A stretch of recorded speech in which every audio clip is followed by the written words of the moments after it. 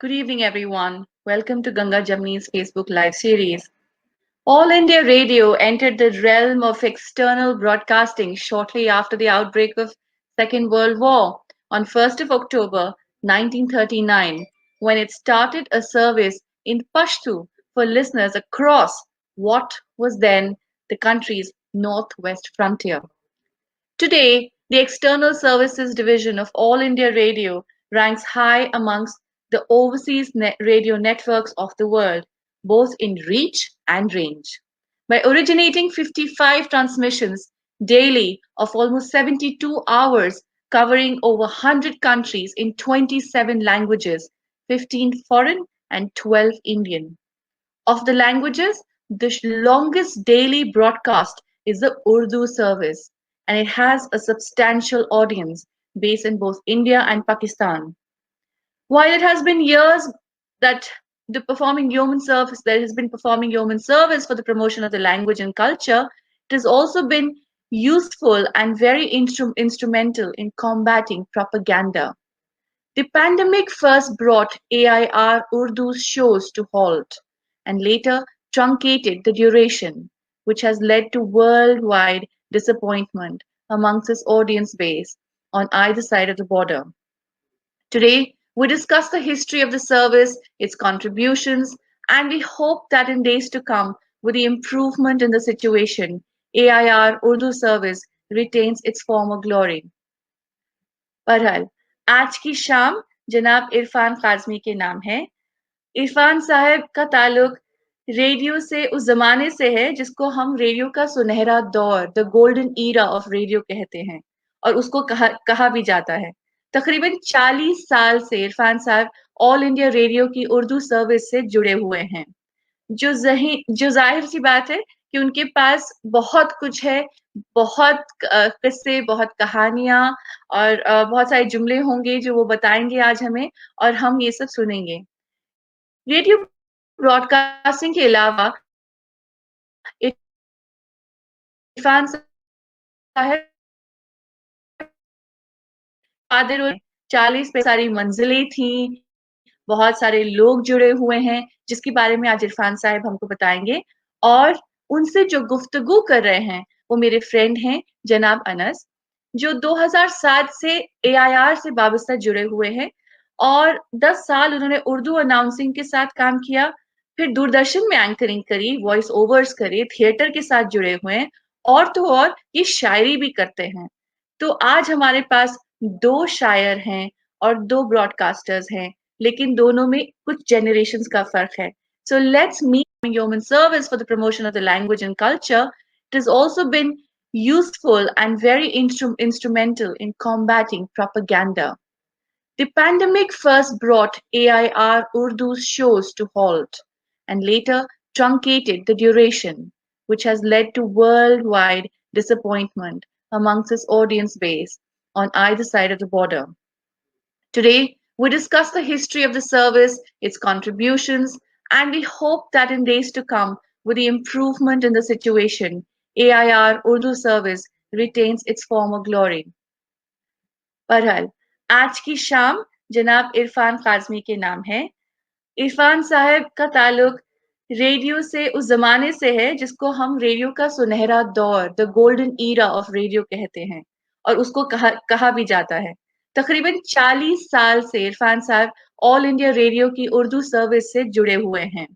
जो ज़ाहिर सी बात है कि उनके पास बहुत कुछ है, बहुत किस्से, बहुत कहानियाँ और बहुत सारे जुमले होंगे जो वो बताएँगे आज हमें और हम ये सब सुनेंगे। रेडियो ब्रॉडकास्टिंग के अलावा इरफान साहब कादिर 40 पे सारी मंजिलें थीं, बहुत सारे लोग जुड़े हुए हैं, जिसके बारे में आज इरफान साहब हमको बताएँगे और उनसे जो गुफ्तगू कर रहे हैं, वो मेरे फ्रेंड हैं जनाब अनस, जो 2007 से एआईआर से वाबस्ता जुड़े हुए हैं और 10 साल उन्होंने उर्दू अनाउंसिंग के साथ काम किया, फिर दूरदर्शन में एंकरिंग करी, वॉइस ओवर्स करे, थिएटर के साथ जुड़े हुए हैं और तो और ये शायरी भी करते हैं। तो आज हमारे पास 2 शायर हैं और 2 ब्रॉडकास्टर्स हैं, लेकिन दोनों में कुछ generations का फर्क है. So let's meet them and let's welcome Irfan Azmi Saheb and Anas Faizi. जी, सबको Good मेरा आदाब। evening, Adab. How are you?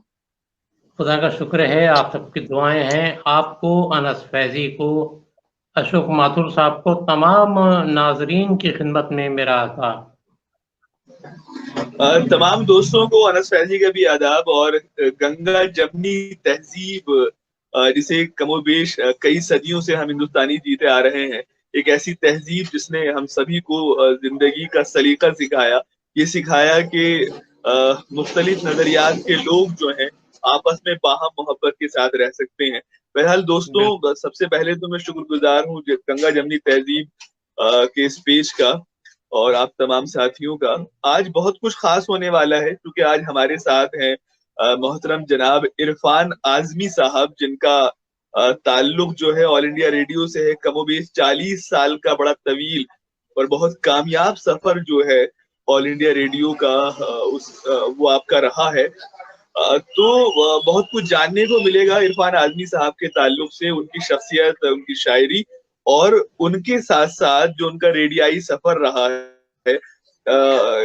एक तो उनका अपना सफर, दूसरा किस किस तरह की क्या दौर रहा रेडियो का, इब्तिदा किस तरह से हुई और रेडियो के सुनहरे दौर की जब कभी हम बात करते हैं तो हम सभी के सामने जो है ब्रॉडकास्टिंग की एक बड़ी दुनिया जो है, बड़े कामयाब चेहरे भी हमारे सामने आते हैं। तो इरफान आजमी साहब, सबसे पहले तो आपका इस्तकबाल है हमारे इस खास प्रोग्राम में। बहुत शुक्रिया अनस आपका। और मैं वाकई गंगा जमनी जो ये फोरम है इसका बेहद शुक्रगुजार हूँ कि मुझे अपने ख्यालात, अपने तासुरात रखने का मौका अता किया। बहुत अच्छा शुक्रिया। इरफान साहब, सबसे पहले तो हमें ये बताइए कि इब्तिदा कैसे हुई, आपका बचपन कहाँ गुजरा, तालीम किस तरह से हासिल की, ताकि हमें ये जानने में हमारे साथियों को आसानी रहे कि इरफान आजमी को इरफान आजमी बनने का जो सफर है उसकी इब्तिदा किस तरह से हुई। जी, मैं अनस आपको बता दूं कि मेरी जो पैदाइश है वो उत्तर प्रदेश के एक बहुत तारीखी शहर मेरठ से है। मेरठ में मेरी पैदाइश हुई। जाहिर बात है, जब मेरठ में पैदा हुआ तो तालीम सब मेरठ में ही हासिल की।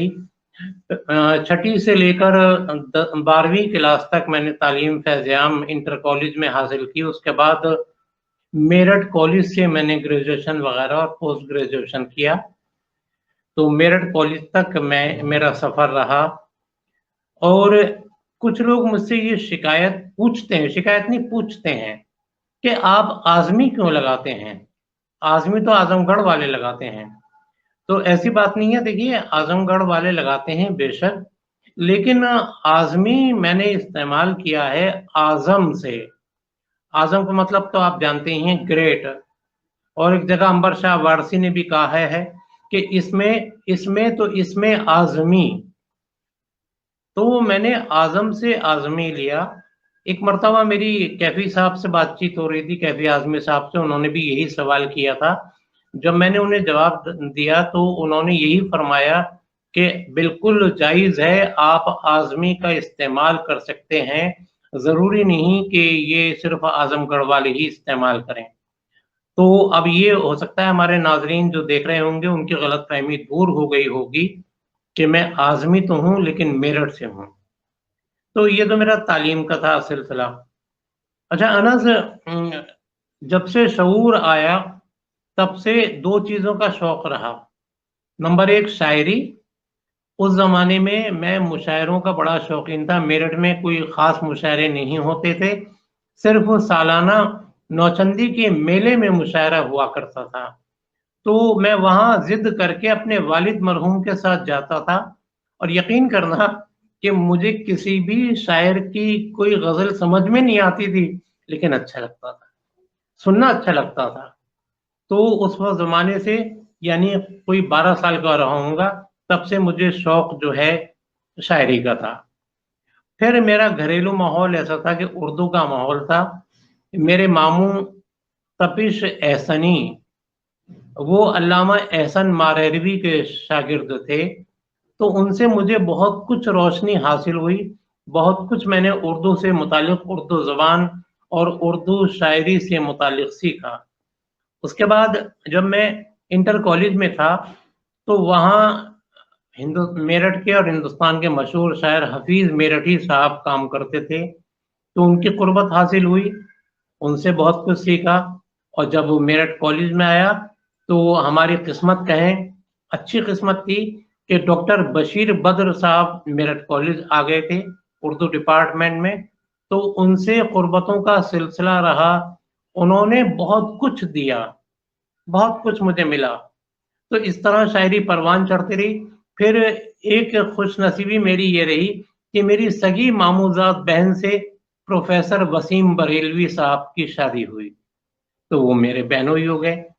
اب وہ گھر کے بالکل ہو گئے، تو ان کے ساتھ اٹھنا بیٹھنا، وہ بہت کچھ سکھاتے تھے۔ تو یہ سمجھ لو شاعری کا سفر تو اس طرح شروع ہوا۔ اور زندگی کا پہلا شعر جو میں نے کہا تھا تو میں وہ بھی سنائے دے رہا ہوں کہ میں وہ بے آسرا پرندہ ہوں جس کا کوئی بھی آشیاں نہ ہوا۔ یہ کہا تھا میں نے 10ویں یا 11ویں کے زمانے میں یہ شعر واہ کہا تھا۔ واہ واہ، بہت عمدہ۔ تو یہاں سے آپ سمجھ سکتے ہیں کہ میری شاعری کا آغاز ہوا، اور اب بہرحال لوگوں کی محبت ہے، تم جیسے لوگوں کی اپنائیت اور خلوص ہے کہ مجھے سراہتے ہو، حالانکہ میں سمجھتا ہوں کہ ابھی تو میں شاعری میں مبتدی ہوں، منتہی ہونا تو بہت بڑی بات ہے۔ یہ تو میرا سفر شاعری کا تھا جی۔ عرفان صاحب، کس طرح کا ماحول تھا میرٹھ میں اس وقت شاعری کے تعلق سے؟ کون کون شاعر تھے؟ جی، میرٹھ میں شاعری کا ماحول بہت زبردست، بہت عمدہ ماحول تھا، سازگار ماحول تھا۔ کتنے نام لوں؟ حفیظ میرٹھی صاحب، حیرا کاشمیری صاحب، جمیل میرٹھی صاحب، ثروت میرٹھی صاحب، کوکب میرٹھی صاحب، مستر نگینوی صاحب، پنڈت امر ناتھ امر صاحب، دنیش کمار شباب صاحب، راجیو موہن شاداب صاحب، ڈاکٹر انجم جمالی مرحوم جو میرے بہت ہی رفیق تھے، کرم فرما تھے، وہ بھی تھے، اور اس کے علاوہ اوم پرکاش آزاد صاحب، اور انور حسین انور صاحب، نور تقی نور صاحب، حیرا کاشمیری صاحب۔ یہ تمام شعراء کرام، مجھے خوشی ہوتی ہے جب میں محسوس کرتا ہوں، یاد آتا ہے کہ ان کی قربت مجھے نصیب ہوئی، اور ان کے ساتھ رہتے ہوئے میں نے بہت کچھ سیکھا۔ اور اس کے بعد ڈاکٹر بشیر بدر صاحب کو بھی میں شامل کروں گا، کیونکہ وہ ظاہر ہے وہ بھی میرٹھ میں منتقل ہو گئے تھے، تو وہ بھی، ان کی بھی بہت کچھ ان سے سیکھا۔ یہ ماحول بڑا خوبصورت تھا، ماہانہ یا ہفتہ وار نشستیں ہوا کرتی تھیں، کبھی کسی جگہ کبھی کسی کے گھر میں شرکت کرتا تھا۔ اور مجھے فخر یہ ہے، اللہ کا شکر ہے کہ اس زمانے سے یہ اساتذہ مجھے اہمیت دیا کرتے تھے، مجھ سے محبت کرتے تھے، اور جب بھی مستر نگینوی صاحب بیشتر نشستوں کی نظامت کیا کرتے تھے تو میرے متعلق وہ ہمیشہ ایک شعر پڑھا کرتے تھے کہ غزل اب چاہتی ہے کچھ نئے عنوان اے شاعر، کہاں تک زلف اور رخسار کی باتوں کو دہرائیں، تو وہ میرے لیے پڑھا کرتے تھے۔ اور ڈاکٹر انجم جمالی مرحوم جو تھے، جب کبھی وہ نظامت کرتے تھے تو وہ جگر مراد آبادی کا شعر میری نظر کیا کرتے تھے کہ اللہ اگر توفیق نہ دے انسان کے بس کا کام نہیں، فیضان محبت عام صحیح، عرفان محبت عام نہیں۔ تو میں بڑا خوش ہوتا تھا کہ ایسے ایسے عظیم اساتذہ مجھے سراہتے ہیں، اور یقین کرنا انس کہ یہ سب انہی کی دین ہے۔ کوئی بھید بھاؤ نہیں تھا ہندو مسلمان، دنیش کمار شباب، راجیو موہن شاداب، اوم پرکاش آزاد، کنول سرحدی، پنڈت امر ناتھ امر، یہ تمام غیر مسلم تھے، لیکن ہر محفل میں شریک ہوتے تھے اور ایک سے ایک اعلیٰ درجے کا کلام اپنے پیش کیا کرتے تھے۔ تو مجھے خوشی ہوتی ہے کہ جو پلیٹ فارم ہے گنگا جمنی، تو وہ گنگا جمنی تہذیب مجھے اس زمانے میں میرٹھ میں نظر آتی تھی۔ واقعی میں اسی طرف اشارہ چاہ رہا تھا کہ جو گنگا جمنی تہذیب کی ہم بات کرتے ہیں، ظاہر ہے کہ ایک بڑا طویل اور بڑا زرخیز سلسلہ ہے. اچھا عرفان صاحب، یہ تو آپ نے ہمیں بتایا کس طرح سے شاعری کا آغاز ہوا آپ کی. اب ہم کچھ اور جاننا چاہتے ہیں، وہ یہ کہ شاعری اور پھر اس کے ساتھ ساتھ جو ریڈیو کا سفر ہے، وہاں اس بلڈنگ میں آکاش وانی کی، آل انڈیا کی ریڈیو کی بلڈنگ میں، وہاں داخلہ کس طرح سے ہوا پہلی بار؟ بہت ساری یادیں ہیں نا سر ریڈیو سے متعلق. یوں سمجھو جب میں 7ویں یا 8ویں کا طالب علم تھا، اس زمانے میں ریڈیو سنا کرتا تھا. تو دہلی اسٹیشن پہ ایک پروگرام آتا تھا جس کی اینکر تھی مدھو مالتی. لیجے پھر سنیے. تو وہ اس پروگرام میں وہ چیزیں سناتی تھیں جو پہلے براڈ کاسٹ ہو گئی ہیں، اور جو سامعین فرمائش کرتے تھے تو ان کی فرمائش پر وہ پرانے براڈ کاسٹ شدہ میٹیریل میں سے سنوایا کرتی تھیں.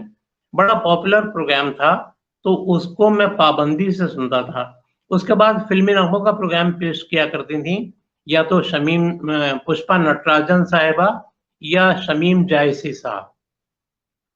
اچھا، پشپا نٹراجن کی آواز اتنی دلکش، اتنی اچھی آواز تھی کہ میں تو ان کا بنا دیکھے ہوئے مداح ہو گیا تھا.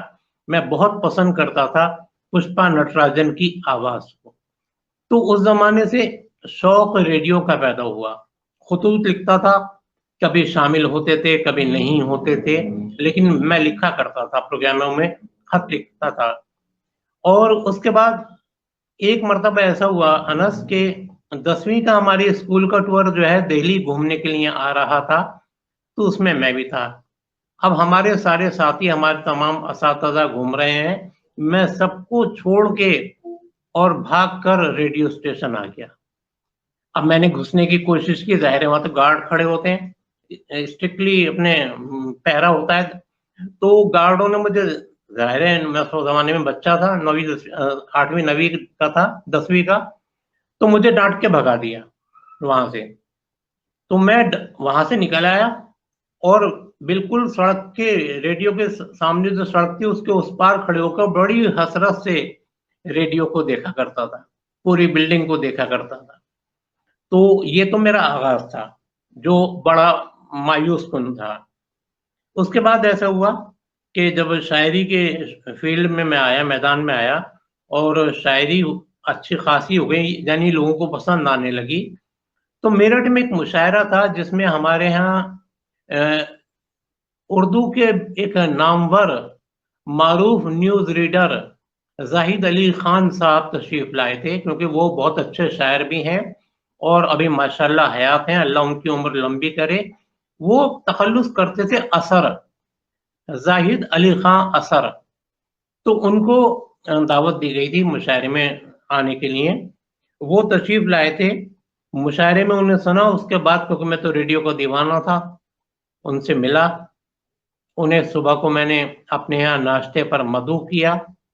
جب ناشتے پر مدعو کیا، میرے ماموں جان بھی موجود تھے جو تپش احسنی صاحب. بات چیت ہوئی، زاہد صاحب کو پتا چلا کہ میں شعر و شاعری کرتا ہوں. انہوں نے مجھ سے کچھ شعر سنے اور بہت پسند کیے، اور وہ میرا نام پتہ وغیرہ لے گئے. اور انس مجھے پتا بھی نہیں، کچھ دن بعد میرے پاس ایک کانٹریکٹ آ رہا ہے اردو سروس سے. پروگرام نوجوانوں کا ہوتا ہے وہاں، تم جانتے ہی ہو، تم بھی ریڈیو پر رہے ہو. نئی نسل نئی روشنی، جس میں مشاعرے بھی ہوتے تھے نوجوانوں کے. تو میں نے کانٹریکٹ پڑھا، اس میں لکھا ہوتا کہ آپ کو نئی نسل نئی روشنی میں فلاں دن ریکارڈنگ کے لیے مدعو کیا جاتا ہے اور اس تاریخ کو براڈ کاسٹ ہوگا، اور اتنی دیر کی آپ کی ریکارڈنگ ہے. یقین کرو، شاید اگر مجھے کوئی خزانہ ملتا تو اتنی خوشی نہ ہوتی کہ میں اس کانٹریکٹ کو لے کر نہ جانے کہاں کہاں گیا ہوں، عزیزوں میں، دوستوں میں، سب کو دکھایا میں ریڈیو پہ پڑھ رہا ہوں. اس زمانے میں تو ریڈیو کی اہمیت بھی تھی، ہر گھر میں ہر جگہ ریڈیو سنا جاتا تھا. تو خیر، مقررہ دن میں اور میری ایک منہ بولی بہن تھی شاہینہ بیکس، ان کا بھی زاہد صاحب نے کرایا تھا. تو ان کے ساتھ میں دہلی آیا. دہلی آ کر زاہد صاحب سے ملا، وہ اردو سروس میں لے گئے. اس زمانے میں پیکس تھیں ثریا ہاشمی، جو اس زمانے میں ثریا سعید ہوا کرتی تھیں. بعد میں وہ سریا ہاشمی ہو گئی. تو وہ نئی نسل نئی روشنی پروگرام دیکھا کرتی تھی, ان کے پاس زاہد صاحب لے گئے ہمیں, مجھے اور شاہینہ کو, کہ یہ ہیں. جب ریکارڈنگ ہوئی تو اس میں شہزادہ فریاد, جو آج کل ایک معروف شاعر ہیں فریاد آذر, وہ زمانے میں شہزادہ فریاد کے نام سے مزاحیہ کلام کہتے تھے, تو وہ موجود تھے. ایک پروین کھتولوی شاعرہ تھیں, وہ موجود تھیں. ایک شاعر اور تھے, ان کا نام یاد نہیں, شاہینہ بیکس اور میں. خیر سریا صاحبہ ہمیں لے کے اسٹوڈیو آئیں. وہاں انہوں نے کہا کہ نظامت کے لیے آپ لوگ ایک ایک کر کے اپنا آڈیشن دیں, میں سن رہی ہوں, تو جو جس کا مجھے اچھا لگے گا وہ نظامت کرے گا. تو میں تو پہلی بار کیا تھا, میں تو ویسے ہی کانپ رہا تھا. میں نے کہا جی میں نہیں کر رہا, نہ میں آڈیشن دے رہا ہوں, ان میں سے کسی سے کرا لیجیے. زاہد بھائی آئے, آن کے مجھے ڈانٹا, دماغ خراب ہو گیا ہے, یہی موقع ہے, چلو بولو. تو ایک ایک کر کے سب بولے. اس کے بعد میں بولا کہ نئی نسل نئی روشنی کے تمام سامعین کی خدمت میں عرفان اعظمی کا آداب, اور آج کی اس بزم میں ہمارے یہ شعراء شرکت کر رہے ہیں. تو سریا صاحبہ اسٹوڈیو میں داخل ہوئیں, کہنے لگیں کہ عرفان آپ نظامت کریں گے. اب میرے تو ہاتھ پیر اور پھول گئے, میں نظامت. خیر بہرحال میں نے جلدی جلدی نام وغیرہ لکھے, زاہد صاحب نے کافی مدد کی. اس کے بعد میں نے نظامت کی, تو پہلے ہی موقع پر پہلے ہی پروگرام میں الحمدللہ مجھے نظامت کرنے کا موقع ملا. اور وہ پروگرام جس دن براڈ کاسٹ ہونا تھا, میں نے لوگوں کو خط لکھے, میرا پروگرام آنے والا ہے, اردو سروس سے سننا. میں نے جو ہے نا رشتہ داروں کو بتایا, سب اپنے گھر والوں کو بتایا. بہرحال مقررہ دن لوگ ریڈیو لگائے ہوئے سن رہے تھے, میں بھی سن رہا تھا. جب میں نے اپنی آواز سنی, یقین کرنا انس کے دنیا میں مجھے اس سے بڑی خوشی نہیں مل سکتی جو اس وقت ریڈیو پر اپنی آواز سن کر ملی. یہ میرا آغاز تھا. اس کے بعد یہ ہوا کہ کچھ دن بعد میں زاہد صاحب کے پاس گیا, زاہد صاحب اور پروگرام دلوا دے. کہنے لگے اب نہیں, اب تو تمہیں راستہ دکھا دیا ہے, اپنا راستہ تمہیں خود بنانا ہوگا, خود جا کے ملو. میں سریا سعید صاحبہ کے پاس آیا, میں نے کہا آپا مجھے کوئی اور پروگرام دیں. تو پتہ نہیں کیا بات ہے, انہوں نے مجھے پروگرام دے دیا, ایک اور پروگرام. اس کے بعد میں ہر 3 مہینے کے وقفے سے پروگرام کرتا رہا. اسی درمیان میں یووانی میں گیا, یووانی میں بھی میں نے مشاعرے کیے. وہاں محفل پروگرام ہوتا تھا, اس کا آڈیشن دیا, کامیاب ہوا, محفل کیا, من بھاون کیا. لیکن اس سے پہلے ہی, من بھاون کرنے سے پہلے یہ ہوا کہ میں اردو سروس, پھر میرے کچھ لوگوں سے وہاں تعلقات ہو گئے. آپ بھی جانتے ہوں گے سرفراز صاحب کو, پروڈکشن اسسٹنٹ تھے, بہترین انسان, ماہر اسکرپٹ تھے وہ. تو ان سے میرے دعا سلام ہوئی. ایک راشد تھے, راشد صدیقی, جو کلیریکل جاب میں تھے, ان سے, عبد الحمید سے, ان سب سے تعلقات ہوئے. تو اس کے بعد مجھے راشد نے ایک دن بتایا کہ عرفان یہ اناؤنسر کی جگہ نکل رہی ہیں, تم اپلائی کر دو. میں نے اپلائی کیا. اس کے آڈیشن کا, اس کے ٹیسٹ کا میرے پاس لیٹر آیا. میں ایگزام دینے گیا, ٹیسٹ دینے گیا. تو 3 مراحل تھے جن سے گزرنا پڑتا تھا. نمبر 1 ریٹن ٹیسٹ, تحریری امتحان. نمبر 2 آڈیشن, آواز کا امتحان. نمبر 3 انٹرویو, جہاں بورڈ پورا ہوتا تھا جو انٹرویو لیتا تھا. بہرحال میں گیا. راقم علی صاحب, AS راقم علی پروگرام ایگزیکٹو تھے, ان سے جا کے ملا, اپنے کاغذات پیش کیے, ان کا دکھائیے مارک شیٹ وغیرہ دکھایا. خیر ٹیسٹ ہوا, ٹیسٹ دیا. تو اس میں یہ تھا جو ٹیسٹ میں پاس ہو جائے گا وہ نیکسٹ میں جائے گا, یعنی آڈیشن میں. پاس ہوا, آڈیشن میں گیا. آڈیشن میں انس آج تک مجھے یاد ہے, کسی شاعر کی نظم تھی, اس نظم کو انہوں نے ٹکڑے ٹکڑے کر کے لکھا تھا اور یہ کہا تھا یہ پڑھیے. تو اس کے 1-2 لائن مجھے یاد ہیں آج بھی. یہ دیکھیں کہ دوا کی شیشیاں سیرنج ہاتھوں سے پٹکتے ہو, خفا ہوتے ہو نرسوں پر, کئی دن کی یہ بد پرہیزیاں اب رنگ لائی ہیں. یہ تھا جو پڑھنا تھا, وہ پڑھا. اس کے بعد کچھ انگلش میں انہوں نے نام دیے تھے کہ ان کو آپ تلفظ کیجئے. جیسے انہوں نے انگلش اسپیلنگ تھی JNAN PITHAWARD, اس کو پڑھیے. تو میں نے معلومات کی، بھاگا ہوا گیا اردو سروس میں نے کہا یہ کیا ہے، پتہ چلا یہ گیان پیٹھ ایوارڈ ہے. میں نے فوراً لکھا گیان پیٹھ ایوارڈ. اسی طرح فرانس کے صدر فرینکواں مترا کا نام تھا، وہ بھی تھا اس میں. تو وہ ہم سے تلفظ کرا کے انہوں نے پوچھا. بہرحال آڈیشن ہوا، اللہ کا شکر ہے تھوڑی دیر بعد لسٹ لگی، میں کامیاب ہو گیا. تیسرا مرحلہ تھا انٹرویو کا. 6 لوگ بیٹھے ہوئے، اسسٹنٹ ڈائریکٹر بھی، ڈپٹی ڈائریکٹر بھی، پروگرام ایگزیکٹیوز 2-3، مجیب صدیقی صاحب، محمود ہاشمی صاحب، سوریا سعید صاحبہ، نجمہ رضوی صاحبہ، ایک محترمہ موہنی تھیں اسسٹنٹ ڈائریکٹر وہ تھیں، اور ایک ڈپٹی ڈائریکٹر تھے، نام یاد نہیں مجھے، وہ موجود تھے. 6 لوگ بیٹھے تھے. میری وہ کھچائی اور وہ گھسائی ہوئی ہے وہاں، بتا نہیں سکتا. WAVE کیا ہوتا ہے؟ میں نے کہا ویو. جلدی جلدی بولیے. DRAMA ڈرامہ، اس طرح بولنا پڑتا تھا. پھر انہوں نے کہا کہ یہ بتائیے مصور اور مصور میں فرق بتائیے، مصنف اور مصنف میں فرق بتائیے. اللہ شکر، یقین کرنا نہ بخدا کہہ رہا ہوں، حاشا للہ، اللہ کو گواہ کر کے، کہ 2 دن پہلے ہی مجھے میرے ماموں نے بتایا تھا کہ بیٹے زیر زبر سے فرق ہو جاتا ہے. جیسے انہوں نے کہا مصور کہتے ہیں تصویر بنانے والے کو، اور مصور کہتے ہیں جو اس نے تصویر بنائی، یہ بتایا تھا. وہاں یہی پوچھ لیا. دیکھو یہ میرا نصیب اور اللہ کا سب سے بڑھ کر کرم. محمود ہاشمی صاحب کہتے ہیں عرفان صاحب مصور اور مصور میں فرق بتائیے.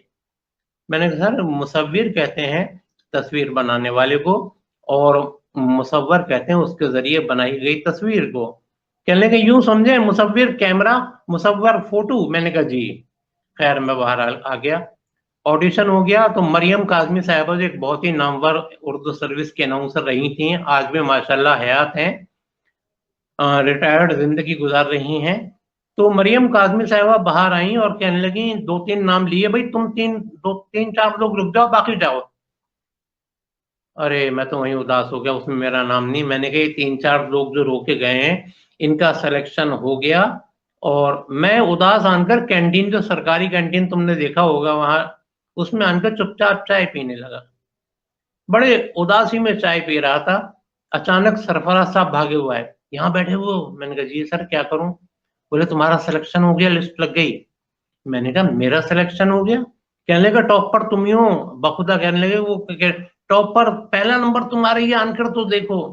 میں جو گیا تو وہاں لسٹ میں پہلا نام میرا، دوسرا نام ایک لڑکی تھی شاہدہ ان کا تھا، تیسرا نام مرحوم خسرو متین کا تھا، باقی سارے ریجیکٹڈ. میں نے کہا انہوں نے مریم باپا نے تو انہیں روک لیا تھا، اور وہ کیا مطلب تھا؟ میں تو سمجھاتا ان کا ہوگا. کہنے لگے نہیں ان کے آڈیشن میں کچھ غلطی آ گئی تھی، ان سے ان کا ری آڈیشن کیا گیا تھا، اس لیے روکا تھا، لیکن تم تینوں کو منتخب کر لیا گیا ہے. اللہ کا شکر، بہت بڑا اس کا کرم احسان. پھر اگلے دن میں راقم علی صاحب سے ملا، انہوں نے مبارکباد دی اور یہ کہا کہ ابھی آپ 2-3 مہینے، ابھی ہم آپ کی ڈیوٹی نہیں لگائیں گے جیسے آج کل ہوتا ہے اردو سروس میں، معاف کرنا کہ ادھر اناؤنسر آیا، ادھر 2-4 دن بعد اسے اسٹوڈیو میں بھیج دیا کہ جاؤ ڈیوٹی کرو. انہوں نے کہا آپ کو سینئر اناؤنسرز کے ساتھ بیٹھنا ہے، سیکھنا ہے. تو میں نے کہا سر میں حاضر ہوں. تو انہوں نے لگایا کہ جاؤ اسٹوڈیو نمبر فلاں میں اقبال وارثی صاحب، ایشیا کے مانے ہوئے اردو کے اناؤنسر اقبال وارثی صاحب بیٹھے ہوئے، جاؤ وہاں سیکھو. میں گیا، میں نے کہا میں اندر آ سکتا ہوں؟ ان کا آئیے. انہوں نے بڑے ہی روڈ لہجے میں مجھ سے کہا آئیے. میں نے تعارف کرایا سر میں نیا آیا ہوں، عرفان اعظمی میرا نام. تو میں کیا کروں؟ بولے. میں نے کہا سر مجھے آپ کے پاس بھیجا ہے. اچھا بیٹھ جائیے، کرسی کی طرف اشارہ کیا. چپ چاپ بیٹھ رہا میں، وہ بیٹھے. کچھ دیر خاموشی. کہنے کھڑے ہوئیے. میں کھڑا ہوا. یہاں آئیے. یہ مشین جو دیکھ رہے ہیں ریکارڈ کی، اس کو کہتے ہیں ٹرن ٹیبل 1، نمبر 1 مشین ہے ٹرن ٹیبل. اس کے برابر میں ٹرن ٹیبل 2. یہ دیکھ رہے ہیں جس پر ہم ٹیپ لگا کے اسپول لگا کے چلاتے ہیں، یہ ٹیپ ڈیک 1، ٹیپ ڈیک 2. یہ سمجھایا. یہ ہمارے فیڈر ہیں. ابھی آپ دیکھیے گا جب میں بولوں گا کون سا فیڈر آن کروں گا، اور جب میں ٹیپ چلاؤں گا تو دیکھے گا 1 ٹیپ ڈیک کا کون سا ہوگا، 2 کا کون سا ہوگا، اور جب ریکارڈ چلاؤں گا تو ٹرن ٹیبل کا نمبر 1 نمبر 2 دیکھیے گا. اور جب نیوز پڑھی جائیں گی تو نیوز سامنے آئیں گی شیشے کے اس پار، وہاں نیوز ریڈر بیٹھے گا ان کے، तो आपको ये न्यूज रीडर का वो है फेडर, ये आपको देना होगा। मैं लिखता रहा वहां बैठ के और बहुत उन्हें देखता रहा। तो पहला दिन उनके साथ इस तरह गुजरा। शाम को मुझे सलीम अख्तर साहब जो उर्दू न्यूज में रीडर थे, न्यूज रीडर, वो मिले, कहने लगे इरफान साहब आज आपका पहला दिन था, कैसा रहा? मैंने कहा नहीं ठीक रहा। कौन थे आपके साथ? मैंने कहा जी मेरे साथ इकबाल वारसी साहब थे। कैसा तजुर्बा है? मैंने साफ कह दिया, मैंने कहा बड़े खड़ूस आदमी है, रूड आदमी है। कहने लगे हंस के, घबराओ नहीं, पहला दिन है, उससे अच्छा इंसान कोई नहीं है, बेहतरीन आदमी है। यकीन करना है ना, जैसे जैसे मैं उनके साथ रहा ऐसे ऐसे उनकी परतें खुलती गईं। वाकई इस कदर शरीफ, इतना बेहतरीन इंसान थे वो, इतनी मोहब्बत करने वाली शख्सियत इकबाल वारसी की, कि मैं समझता हूँ बहुत कुछ उन्होंने मुझे दिया। आज जिस लायक भी टूटा फूटा हूँ मैं, इकबाल साहब ने मुझे दिया, इकबाल वारसी साहब ने। दूसरे मेरे जो उस्ताद रहे हैं वो ओम शर्मा रहे हैं। ओम शर्मा जी उर्दू के एक नामवर अनाउंसर रहे, बड़ी प्यारी उनकी आवाज थी। एक दिन जब मुझसे ये कहा गया, ऑफिस से 2 महीने हो गए, मैंने मुख्तलिफ अनाउंसर्स के साथ सीखा। उसके बाद रकीम अली साहब ने मुझे बुलाया, कहा कि आप अब ऑन एयर जाएंगे, आज आपका आगाज है ऑन एयर, रात की ड्यूटी है, आपके साथ ओम शर्मा जी हैं। मैंने कहा ठीक है सर। अब मैं आया, शर्मा जी मौजूद, उन्हें आदाब किया, शर्मा जी ने बिठाया, मुझे अनाउंसमेंट लिखवाया, ऐसे ऐसे लिखिए। मैंने लिखा। ठीक 8 बजे शुरू होती थी तीसरी मजलिस। कहने लगे बोलिए। मैं डर गया, मैंने कहा शर्मा जी मैं नहीं बोल पाऊंगा। अरे नहीं नहीं बेटी फिक्र ना करो, मैं खड़ा हुआ हूँ। वो मेरे पीछे मेरी कमर पे हाथ रख के खड़े हुए, बोलो जो गलती होगी मैं अपने ऊपर ले लूंगा।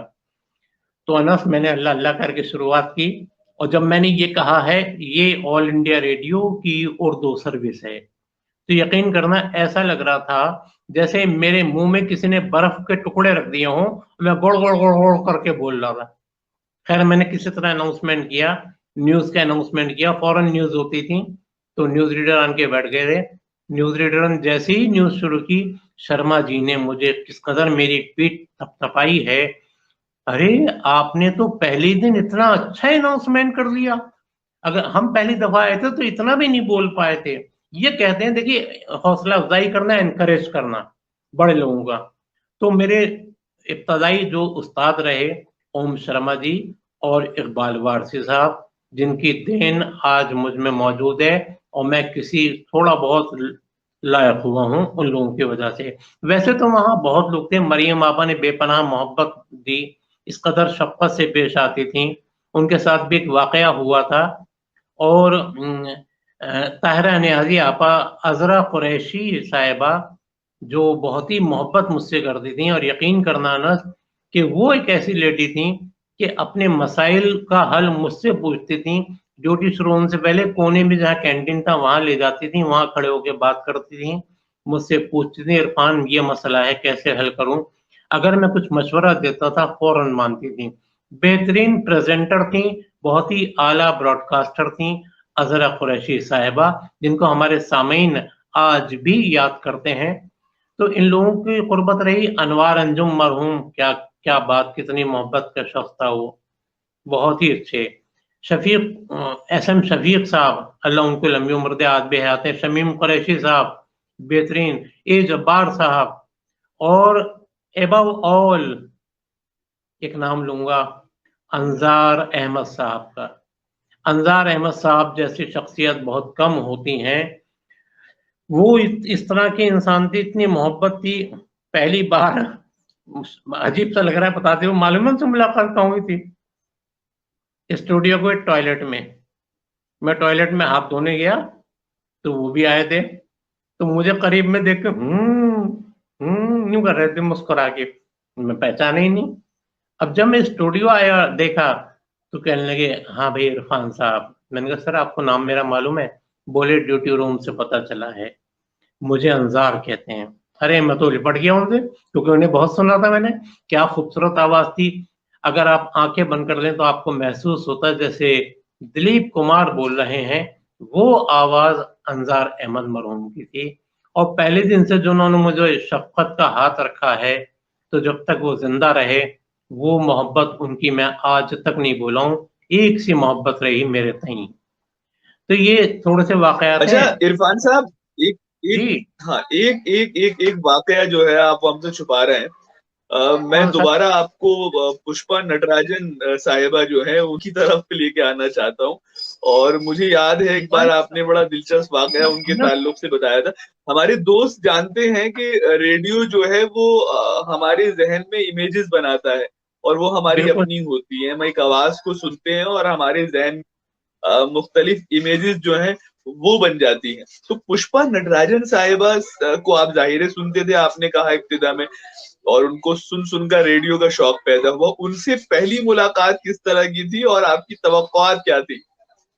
جی جی، میں چھپا نہیں رہا، میں نے سوچا تھا کہ اگلا سوال آپ کریں گے تو یقیناً بتاؤں گا۔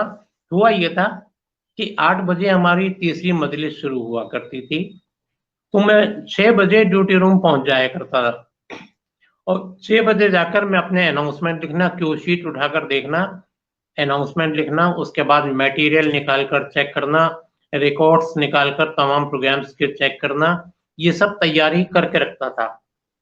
تو میرے قریب وہ ایک خاتون بیٹھی ہوئی تھی اور میں اپنے لکھے جا رہا تھا۔ ڈیوٹی آفیسر کہنے لگے عرفان صاحب، میں نے کہا جی، یہ جو بیٹھی ہیں آپ کے برابر میں آج ان کے ساتھ ڈیوٹی ہے۔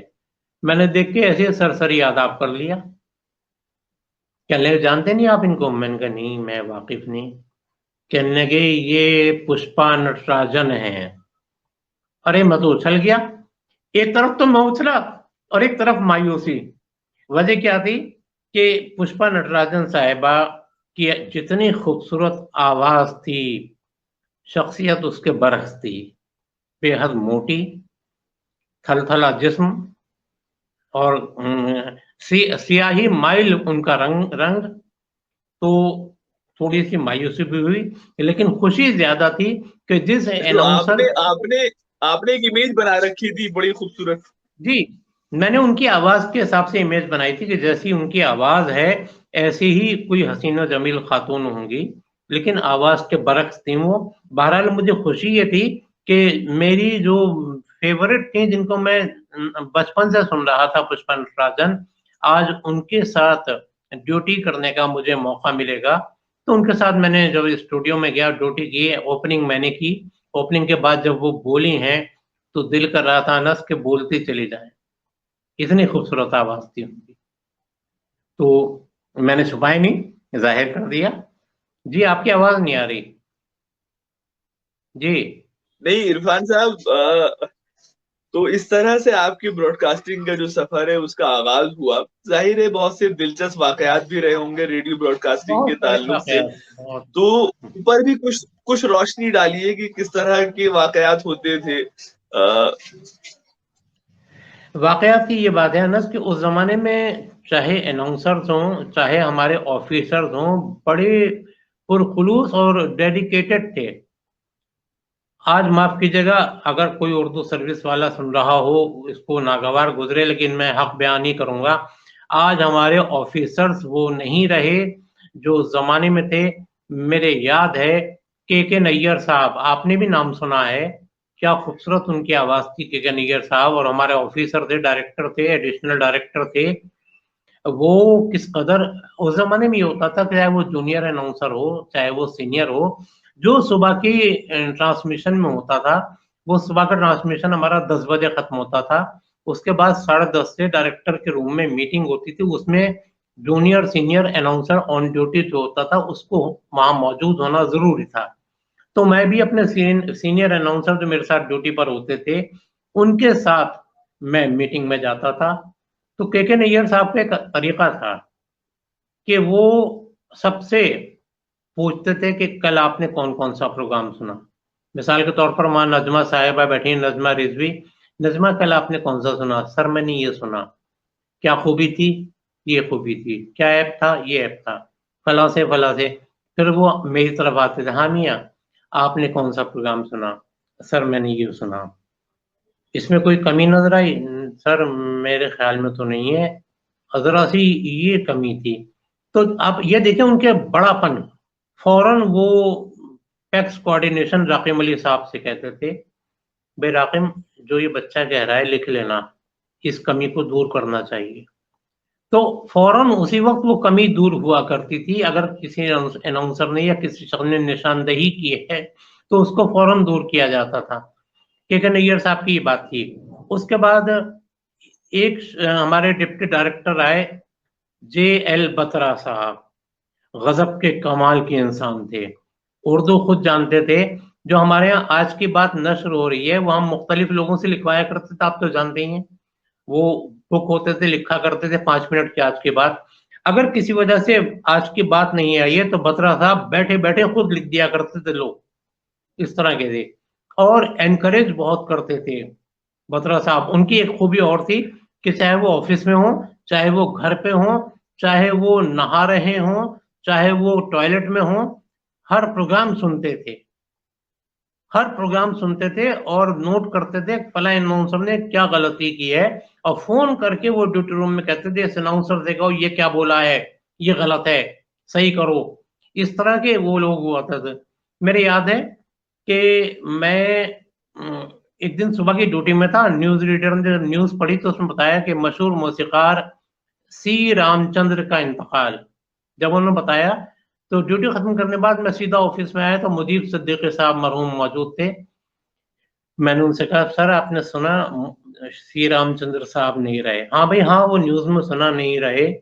پھر اچھا وہ جہاں دیدہ بہت تھے, ایک دم پہچان گئے. اچھا تم جو یہ کہہ رہے ہو کیا پروگرام کرنا چاہتے ہو؟ میں نے کہا سر میں چاہتا ہوں کہ میں سی رام چندر پر پروگرام کروں.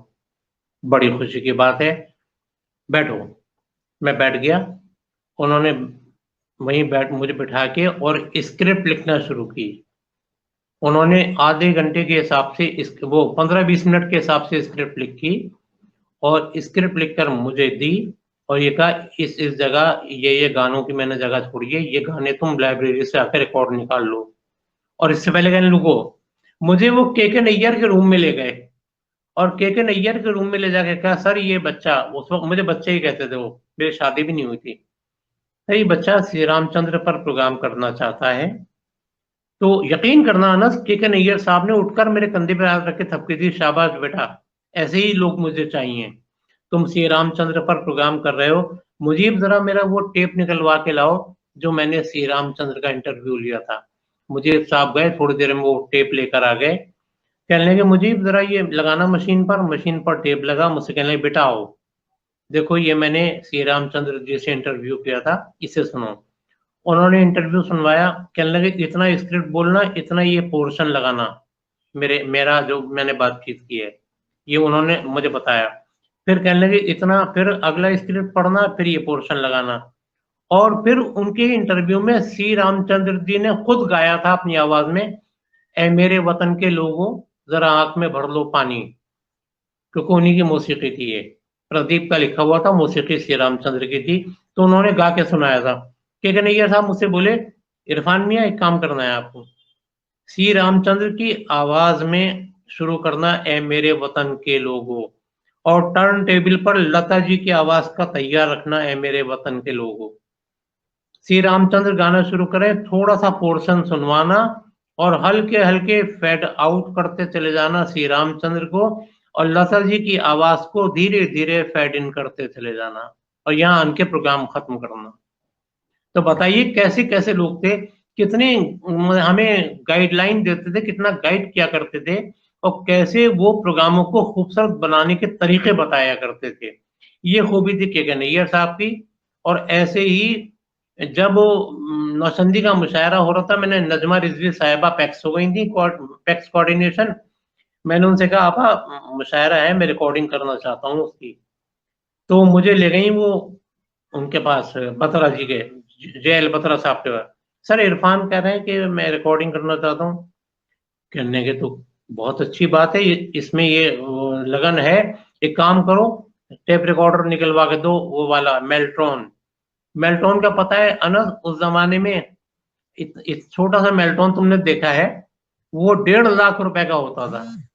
وہ میلٹون مجھے نکلوا کے دیا, करीब 10-15 मुझे टेप्स दिए और ये कहा नजमा से कि इसका अलग से कॉन्ट्रैक्ट बनवाओ, इसको पेमेंट करना विद TADA। और मैं गया और मेरठ से मुशायरा रिकॉर्ड करके लाया और मुझे उसका अलग से पैसा दिया गया। इस तरह के हमारे डायरेक्टर थे। और अनाउंसर्स के बारे में तो मैंने तुम्हें बताया ही कि सारे इतने शफीक थे, इतने मोहब्बत करने वाले थे कि अब जैसे मुझे इकबाल वारसी साहब ने एक बात बताई ब्रॉडकास्टिंग की कि देखो ये याद रखना कि उर्दू सर्विस की जो शनाख्त है वो बिल्कुल मुनफरिद है कुछ बातों की वजह से। मिसाल के तौर पर उर्दू सर्विस जो है गाना कभी काटता नहीं, यहाँ से हमारे यहाँ से जो गाना नशर होता है वो पूरा पेश किया जाता है, कभी मत काटो। दूसरी बात ये कि गाने जब तुम प्रोग्राम शुरू करो तो इस तरह बिठाओ प्रोग्राम को कि शौक गाने से शुरू करो, बहुत ही शौक गाना हो, और धीरे धीरे टोन डाउन करते चले जाओ और आखिरी गाना इतना उदासी का हो कि बस सुनने वाले के ज़हन पर उदासी तारी हो जाए। कहने लगे ऐसा ना हो कि अभी तो आप गाना बजा रहे हैं, तोड़ दिया दिल मेरा तूने अरे वो बेवफा, और लिसनर्स का मूड बन गया उदासी का, और अगला गाना आपने बजा दिया या हो चाहे कोई मुझे जंगली कहे। कहने लगे मूड का सत्यानाश कर दिया ना आपने सामे की।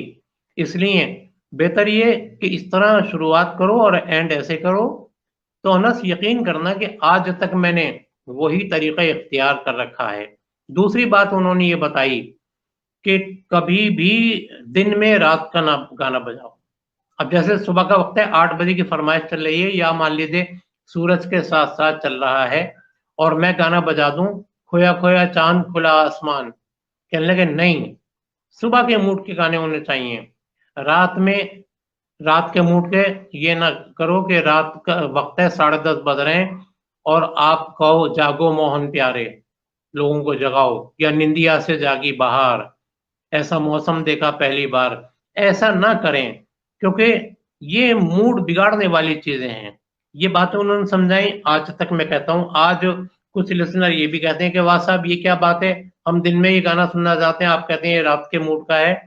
तो उन्हें शायद ये नहीं पता कि हमारा उर्दू सर्विस का एक मेयार रहा है, क्योंकि मैं उन पुराने अनाउंसर्स के साथ रहा हूँ, आज भी वही कोशिश करता हूँ कि उसी मेयार को बरकरार रखूं।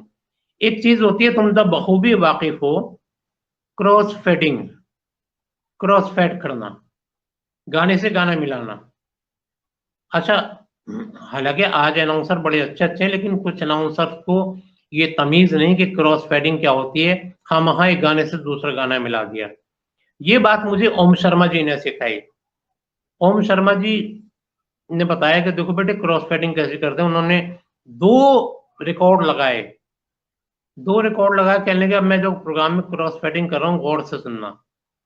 तो उन्होंने क्रॉस फेडिंग कैसे की, जैसे गाना बजाया सोना ले जा रे चांदी ले जा रे, दिल कैसे दे दूं मैं जोगी के बड़ी बदनामी होगी। और जैसे उसने कहा सोना ले जा रे, एकदम क्रॉस फेड कर दिया, ना मांगू सोना चांदी, ना मांगू हीरा मोती। तो इस तरह उन्होंने गाने से गाने का लिंक कर दिया। इसको उन्होंने समझा कि क्रॉस फेडिंग ऐसे करना। तो यही बात मुझे फिर मरहूम अंजार अहमद ने बताई एक दिन रात में। कहने लगे तू तामील इरशाद कर रहा है ना, ये 2 गाने रखे, इनको क्रॉस फेड कर। एक तो था चिराग कहाँ रोशनी कहाँ का, और एक था बाबर ऐनैन का। तो वो मैंने क्रॉस फेड किए। कहने लगे कसम खुदा की तेरे क्रॉस फेडिंग में लिसनर्स को मजा आ गया होगा। गाना था लता की आवाज में, बड़ा बेदर्द जहां है यहाँ इंसाफ कहाँ है, मुझे ए दुनिया वाले वापस बुला ले। ये गाना लता का था, एकदम मैंने क्रॉस फेड किया, तेरी दुनिया में दिल लगता नहीं वापस बुला ले। तो ये क्रॉस फेडिंग मुझे पहले ओम शर्मा जी ने और दूसरी मर्तबा अंजार साहब ने सिखाई।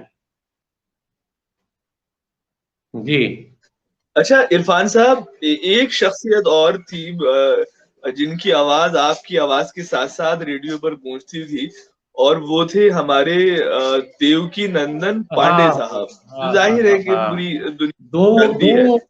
تو پانڈے صاحب اپنی براڈ کاسٹنگ کی وجہ سے تو مشہور تھے ہی، لیکن ان کی شخصیت جو ہے بڑی دلاویز شخصیت کے مالک تھے، اردو تہذیب کے پروردہ تھے. بڑا اچھا یاد دلا دیا.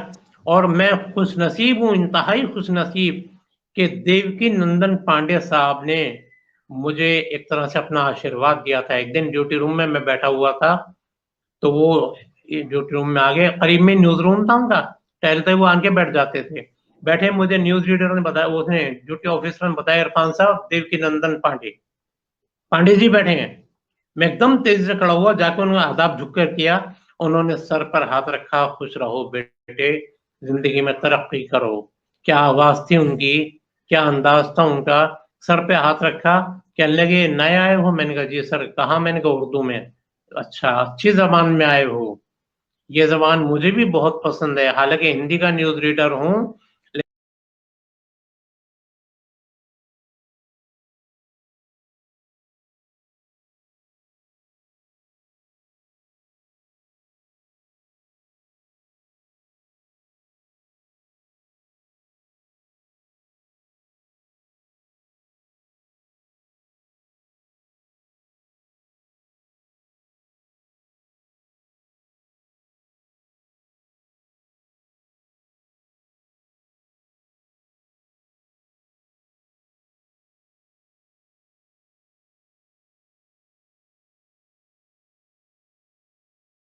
لیکن مجھے اردو سے بہت محبت ہے. سلامت رہو، مجھے دعا دی. اور ایک واقعہ ایسا ہوا کہ ایک مرتبہ عید الاضحیٰ قریب تھی، بقرعید. تو میری ڈیوٹی تھی اور میری اور جاوید کی. تو وہ اسٹوڈیو میں آئے اور انہیں نیوز پڑھنی تھی. انہوں نے ہم سے آن کے پوچھا دونوں سے، ذرا بیٹا یہ بتانا ہے یہ اس کو عید الاضحیٰ کہیں گے یا عید الضحیٰ کہیں گے؟ میں نے کہا پانڈے جی کیسی بات کرتے ہیں، اردو تو آپ بھی جانتے ہیں. نہیں نہیں نہیں، بالکل نہیں، تم لوگ اردو کی اتھارٹی ہو رہے ہیں. میں نے کہا آپ کیا کہہ رہے ہیں؟ نہیں بالکل نہیں، بتاؤ تو ہم نے کہا جی عید الاضحیٰ بھی کہہ دیتے ہیں، عید الضحیٰ بھی کہہ دیتے ہیں، دونوں صحیح ہیں، عید الاضحیٰ زیادہ اچھا ہے. بس اب میں مطمئن ہو گیا. تو انہوں نے نیوز میں عید الاضحیٰ پڑھا. تو مجھے اس قدر خوشی ہوتی ہے کہ پانڈے جی جیسی شخصیت ہمیں سراہتے تھے اور اتنا نوازا انہوں نے، اور ان کی قربت رہی. تو اللہ ان کی آتما کو شانتی دے. اب وہ خوبیاں نہیں ہیں ریڈیو میں، اب وہ بات نہیں ہے. جی اچھا، کون کون سے پروگرام جو ہے وہ آپ کو پسند تھے کرنے یا سننے؟ دیکھو شروع میں تو خالی فرمائش میں دل لگتا تھا، فرمائشی پروگرام کروں. آپ کی فرمائش صبح 8 بجے ہوتا تھا، اس کے بعد دوپہر میں 3:30 بجے آپ کی پسند. رات کو پہلے 10:10 پر شروع ہوتا تھا تعمیل ارشاد، بعد میں اس کا ٹائم ہوا 10:30. تو یہ پروگرام کا شوق تھا. حالانکہ تعمیل ارشاد مجھے بہت بعد میں ملا ہے. تعمیل ارشاد اتنا پریسٹیجیس پروگرام رہا کہ اس کو وہ نئے لوگوں کو دیتے ہی نہیں تھے. جیسے آج کل ہمارے یہاں بھرمار ہے کہ ہر نیا اناؤنسر جو ہے ابھی آیا ہے. میں یہ نہیں کہہ رہا وہ نہیں کرے، لیکن اس کو سیکھ لے پہلے پھر وہ کرے. اس کو معیار، اس کو موڈ نہیں پتا تعمیل ارشاد کا کیا ہے. وہ بیٹھ جاتا ہے انکر، اس کا ریڑھ پیٹتا ہے. جیسے ایک اناؤنسر تھے، نام تو نہیں لوں گا، وہ تعمیل ارشاد میں عدنان سامیر ان کا الکا یاگنی کا گانا بجا رہے ہیں، تو صرف میرا محبوب میں تیری محبوبہ، مجھے چاہے گا بڑا خوب میں تیری محبوبہ. تو اس طرح تو تعمیل ارشاد تو مجھے قریب 6 مہینے بعد ملا ہے. میں ڈیوٹی کرنے کے 6 مہینے بعد ایک دن مجھے انہوں نے راقم صاحب نے بلوائے، عرفان تمہارا نام لکھ دیا ہے میں نے تعمیل ارشاد میں، ذرا سنبھل کے پیش کرنا. میں نے کہا سر میں پوری کوشش کروں گا.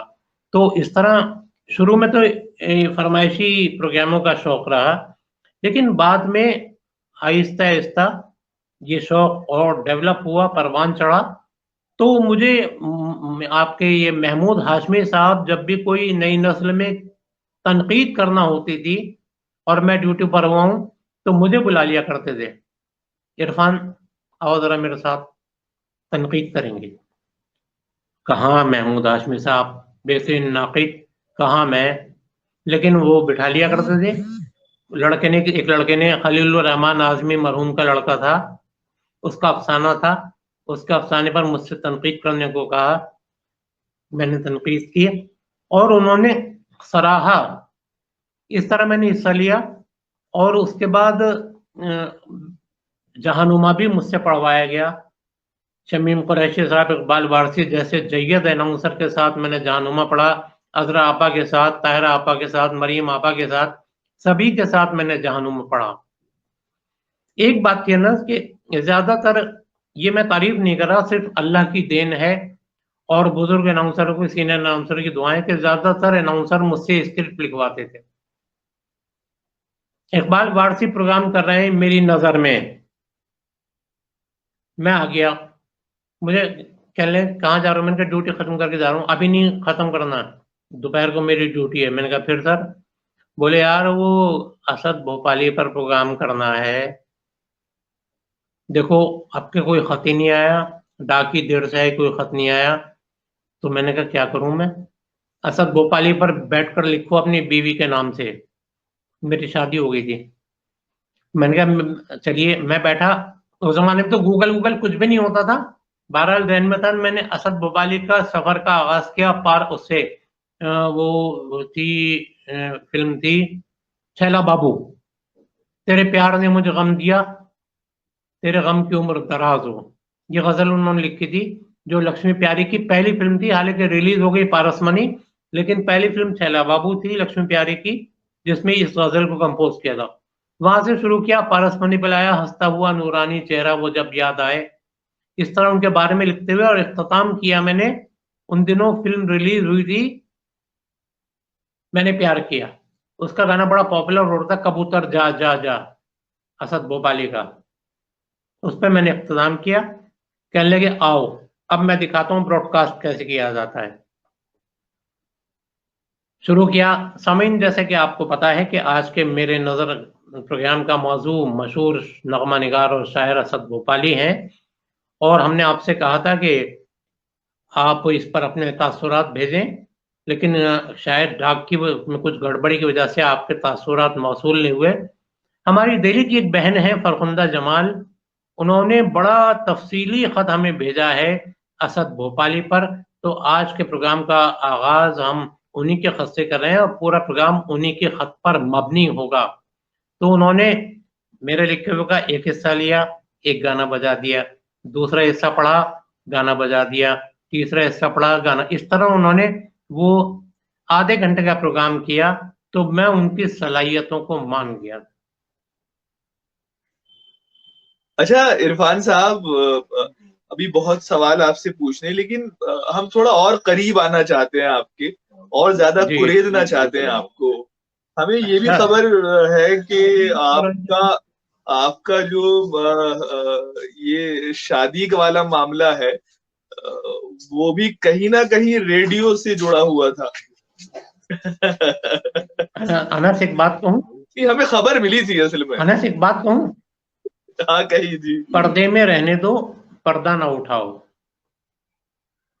تو بہرحال میں تو صرف یہی کہوں گا کہ آپ کو جو خبر ملی اس میں صداقت بھی ہے، لیکن آدھی صداقت ہے.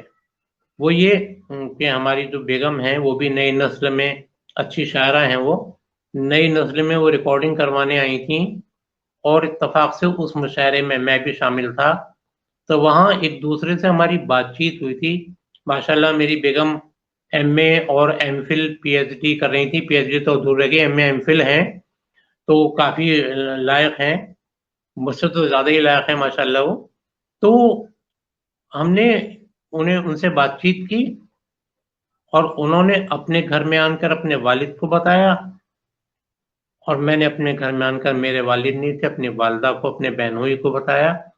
تو ہمارے گھر والے بھی اور ان کے والد بھی تیار ہوئے، ملاقاتیں ہوئیں گھر والوں کی، اور ایک دوسرے نے ایک دوسرے کو دیکھ کر ایک دوسرے کے لیے پسند کر دیا.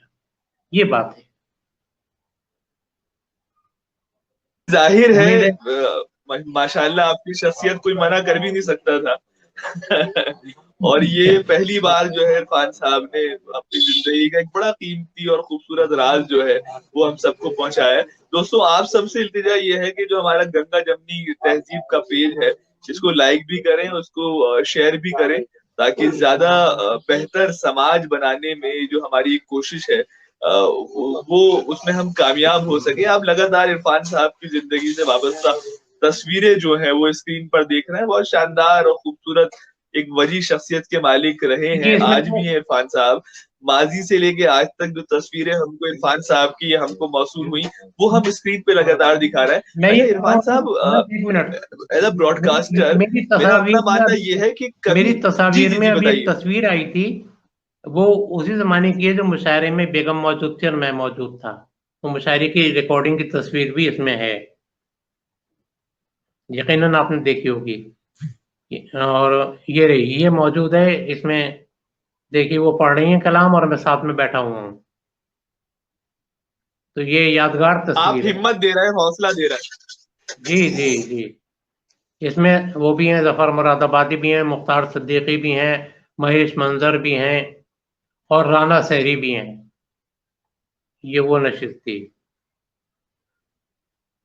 اچھا عرفان صاحب, میں سوال کر رہا تھا کہ ہم سب مطلب ایز اے براڈ کاسٹر جب ہم مائک پر جاتے ہیں تو بعض اوقات بہت سے ساتھی جو ہوتے ہیں ہمارے, کو اناؤنسر جو ہوتے ہیں, کو ہوسٹ جو ہوتے ہیں, بعض اوقات کسی پروگرام کا دار و مدار ان کے ساتھ پر بھی ہوتا ہے. تو آپ کن کن اناؤنسر کے ساتھ زیادہ کمفرٹ محسوس کرتے تھے, یا یہ آپ کو لگتا تھا کہ آج ان کے ساتھ ڈیوٹی ہے تو آج کا پروگرام تو صاحب دیکھیے, بڑا اچھا جائے گا؟ خواتین میں زیادہ کمفرٹ محسوس کرتا تھا عذرا آپا کے ساتھ.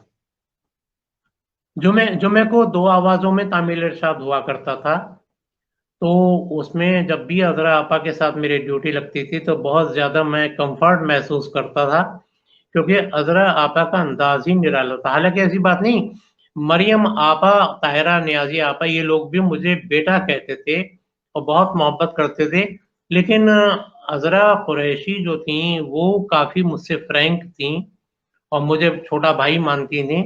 ان کے ساتھ کمفرٹ کرتا تھا. اور آپ کے جو اناؤنسرز ہیں ان میں انصار صاحب اور شفیق صاحب, یہ 2 ایسے تھے کہ ان کے ساتھ بہت ہی میں فری آف مائنڈ ہو کے پروگرام کرتا تھا اور مجھے حوصلہ بھی ملتا تھا ان لوگوں کے ساتھ. حالانکہ میں نے اقبال وارثی صاحب کے ساتھ بھی پروگرام کیے, جہنما پڑھا, یا جبار صاحب کے ساتھ بھی. جبار صاحب بھی نہایت شفیق انسان تھے, بہت محبت سے پیش آتے تھے. تو ان سب کے ساتھ, لیکن میرے جو فیوریٹ, جو میرے جن سے میں بہت ہی کمفرٹ رہتا تھا, وہ انصار احمد اور ایس ایم شفیق صاحب تھے اور عذرا آپا. آواز نہیں آ رہی آپ کی, آواز نہیں آ رہی. جاوید علی خان صاحب کے ساتھ آپ کا ایک بڑا طویل سفر رہا ہے براڈ کاسٹنگ کا, جی جی تو جی. ان کے ساتھ بھی آپ کے پروگرام جو ہے بہت پسند کیے جاتے تھے. دیکھیے جاوید کا میں بتاؤں, میں 1980 میں ریڈیو پر آیا تھا. میرے ساتھ آپ کو بتایا تھا شاہدہ تھیں, لیکن شاہدہ نے یوں چھوڑ دیا کہ انہوں نے نائٹ ڈیوٹی سے انکار کیا. رقیم صاحب نے یہ کہہ دیا کہ یہاں ہر طرح کی جب ضرورت ہوگی آپ کو کرنا پڑے گی, تو ان کو ہٹا دیا گیا. وہ نائٹ ڈیوٹی نہیں کرنا چاہیں گے. رہ گئے میں اور خسرو متین. مرحوم خسرو متین پر کچھ لوگوں نے انگلیاں اٹھائیں, ریڈیو کے لوگوں نے, کہ ان کا تلفظ ٹھیک نہیں ہے. تو نیکسٹ ایئر آڈیشن کیا گیا اور اس آڈیشن میں خسرو صاحب کا ری آڈیشن ہوا اور ری آڈیشن میں ان کو باہر کر دیا گیا, اور خسرو صاحب کی جگہ جاوید علی خان کی انٹری ہوئی تھی 81 میں. جاوید علی خان انٹر ریڈیو میں ہوئے اور آپ کی زندگی میں ایک ساتھ. ایک, جی ہاں, میری زندگی میں, کیونکہ اس کے آنے کے بعد سے مجھے اس سے اچھا ساتھی کوئی نہیں ملا. اس زمانے کے ساتھیوں میں ایس ایم ذکی تھے, ایک ہمارے سرور صدیقی ہوتے تھے ساگر مدھیہ پردیش کے, جو انصار احمد کے سگے سالے تھے.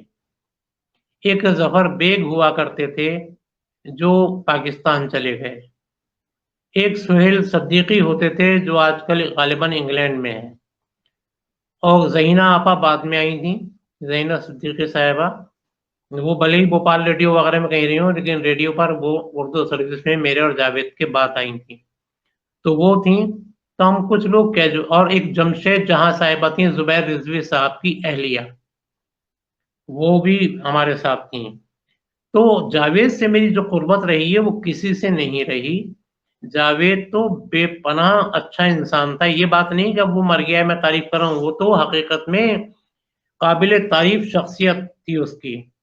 اور آواز کا تو کیا کہنا, دمدار آواز, یعنی چھوٹے پیکج میں اب بڑا دھماکہ ہوتا تھا. دبلا پتلا چھوٹا سا لیکن آواز کیا شاندار تھی اور اس کو لوگ مانتے تھے.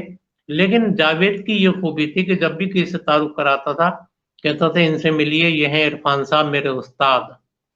میں نے کہا تو پاگل ہے, استاد کہتا ہے 1 سال کا فرق ہے. میاں کہنے لگے 1 گھنٹے کا بھی, اگر 1 گھنٹے کا بھی فرق ہوگا تب بھی سینئر رہو گے. تو اس طرح کی شخصیت تھی بہرحال اور ہاں اس کے یہ پروگراموں کو ظاہر پھر ہے کہ بڑا بہت لوگوں نے محنتی ساتھ پسند تھا کیا. آپ کا. اچھا عرفان صاحب, ریڈیو براڈ کاسٹنگ میں بڑا ایک کوئی جذباتی لمحہ, کوئی بہت ایموشنل لمحہ جو آپ کے ساتھ آپ سے وابستہ ہو؟ جذباتی لمحات دیکھیے کئی لمحات تھے اور ماضی کو کریدنا پڑے گا, لیکن سب سے زیادہ جذباتی لمحہ یہ تھا جب ہمیں خبر ملی تھی دوردرشن سے. دوردرشن پر نیوز میں بتایا گیا کہ انظار احمد کا انتقال. جیسے ہی میں نے یہ خبر سنی, یقین کرنا بے ساختہ میں نے رونا شروع کر دیا. اور جس دن میری ڈیوٹی ہوئی ہے اس دن مجھ سے ڈیوٹی نہیں ہو رہی تھی. یہی کیفیت میری ہوئی اب آن کر جب 1.5 سال پہلے جاوید ہمارا گیا ہے, کہ جاوید کی خبر سنتے ہی, یعنی آپ یہ دیکھیں کہ 12 بجے مجھ سے بات ہو رہی ہے اس کی, عرفان, میں نے کہا ہاں یار کل صبح کی میری ڈیوٹی ہے. پھر تمہاری دوپہر کی, میں نے کہا ہاں ذرا پہلے آ جانا کچھ بات کرنی ہے. میں نے کہا چلو آ جاؤں گا. یہ بات ہوئی ہے 2 بجے مجھے خبر مل رہی ہے جاوید علی خان کا انتقال. 2 گھنٹے کے اندر وہ ختم ہو گیا. میں تو گھر میں دہاڑے مار کر رونے لگا. میری بیوی نے حوصلہ دیا, حالانکہ میری بیوی کے ساتھ کا پڑا ہوا تھا وہ, تو بہت حوصلہ دیا, وہ بھی رونے لگی کیونکہ وہ بھائی کہتی تھی اس کو. میری حالت خراب ہو گئی اور یقین نہیں آ رہا تھا کہ جاوید نہیں رہا. اور جاوید کے بعد جب مجھے ڈیوٹی کے لیے بلایا گیا, ہمارے ڈائریکٹر جنرل فیاض شہریار خان صاحب نے یہ مجمدار صاحب کو آرڈر کیے کہ تم عرفان کو بلاؤ اور عرفان سے جاوید علی خان پر 2 گھنٹے کا پروگرام کراؤ. تو میں نے منع کر دیا جی. میں نے پولا جی کو فون کیا, میں نے کہا میں کر نہیں پاؤں گا, میری حالت خراب ہے. لیکن جب وہ نہیں مانے تو میں نے جاوید پر پروگرام کیا جس میں احسن شفیق صاحب, طاہرہ آپا, مریم آبا کی بائٹ بھی لی تھی اور ان کی بیٹی کی بھی میں نے تھوڑا سا سنوایا تھا جو اس کے تاثرات تھے اپنے والد پر. تو اس دن یقین کرنا نعیم الدین جو ہے ہمارے اناؤنسر, ان کے ساتھ میری ڈیوٹی تھی. میں اسٹوڈیو میں میری آنکھوں سے آنسو رواں تھے اور میں پروگرام کر رہا تھا اور بس دل یہ کر رہا تھا کہ پروگرام کو چھوڑو بھاگ جاؤ, لیکن مجبوری تو 2 گھنٹے کا پروگرام کرنا تھا. آنسو رواں تھے, پروگرام کر رہا تھا. اس سے زیادہ جذباتی لمحہ کوئی نہیں آ سکتا. اور اس کے بعد یقین کرنا میں ڈیوٹی کرنے جاتا تھا, آج کل تو ریڈیو بند ہی پڑا ہے, جب بھی ڈیوٹی کرنے جاتا تھا اسٹوڈیو کاٹ کھانے کو دوڑتا تھا. مجھے ایسا محسوس ہوتا تھا جب میں مائک پر بیٹھتا تھا, ابھی گیٹ کھلے گا اور جاوید آئے گا اور ایک آواز آئے گی السلام علیکم. ہر وقت گیٹ کی طرف دیکھتا تھا, یہ پتا تھا کہ جاوید نہیں رہا, لیکن جانے دروازے پہ کیوں آنکھ لگی رہتی ہے. وہی بات ہوتی تھی کہ دروازہ دیکھتا تھا, مزہ نہیں آتا تھا. اور لسنرز میں, سامعین میں اور جاوید جے اور ویرو کے نام سے مشہور تھے. جب بھی ہم پروگرام کرتے تھے لوگ کہتے تھے جے ویرو کی جوڑی آ گئی, کوئی کہتا تھا کرن ارجن کی جوڑی آ گئی. تو اب تو میں کہوں گا میرا دانا بازو کٹ گیا جاوید کے جانے کے بعد. اور اب تو خیر اردو سروس کا اللہ ہی مالک ہے, فی الحال تو بند پڑی ہوئی ہے کہ کب شروع ہو اور پتہ نہیں ڈیوٹی کروں بھی میں یا نہ کروں, یہ تو اللہ بہتر جانتا ہے. تو یہ جذباتی لمحہ تھا جاوید کا. اچھا اور ایک لمحہ جب انظار احمد صاحب کا تھا, ان کا میں نے بہت اثر لیا تھا. انتقال ہوا, ان کا انتقال ہوا. آپ کی آواز اچھا ہلکی آ رہی عرفان ہے, صاحب بہت میں اب ظاہر ہے آواز کہ بہت ہلکی ہے. ہاں 1 گھنٹہ 6 منٹ ہم بات کر چکے ہیں آپ سے لگاتار. میں اب یہ جاننا چاہ رہا تھا کہ آپ کی کچھ ملاقاتیں بھی بڑی دلچسپ رہی ہیں آل انڈیا ریڈیو اردو سروس میں.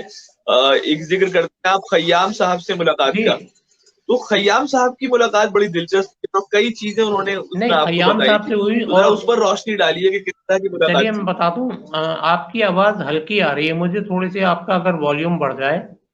میں یہ کہہ رہا تھا کہ خیام صاحب سے ملاقات تو اچانک ہوئی، کئی لوگوں سے وہاں ملاقات ہوئی، جیسے اوم پوری سے ہوئی، اور آپ کے ششی کپور صاحب بھی تھے.